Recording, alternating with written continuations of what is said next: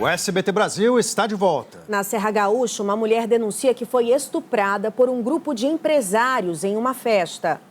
Por causa das queimaduras, a mulher mal consegue movimentar as pernas. Com medo de mostrar o rosto, ela afirma ter sido abusada sexualmente e jogada em uma fogueira. A mulher de 31 anos conta que no dia 1º de outubro, um sábado, ela e uma amiga foram convidadas para uma festa em Gramado. Além delas, 7 homens estavam presentes, inclusive empresários da região.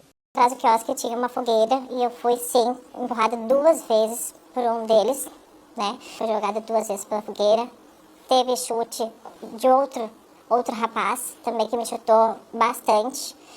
E por último, eu lembro também que aconteceu, sim, a violência sexual comigo, sem eu querer.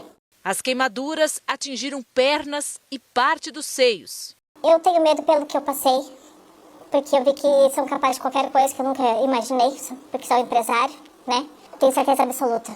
Quem me jogou 2 vezes no fogo, quem me chutou e quem abusou de mim. Isso eu tenho certeza absoluta. A vítima contou que só conseguiu sair do sítio porque um dos agressores aceitou dar carona e que não lembra como a amiga foi embora. Bastante ferida, a mulher procurou atendimento em um hospital e depois veio até essa delegacia registrar boletim de ocorrência contra pelo menos 3 homens. A investigação segue sob sigilo. Todas aquelas nuances são investigadas, desde crimes sexuais até agressões, né, físicas às vítimas. A questão de lesão corporal para uma tentativa de homicídio qualificado, né, que caracterizaria um feminicídio, também é objeto dessa apuração.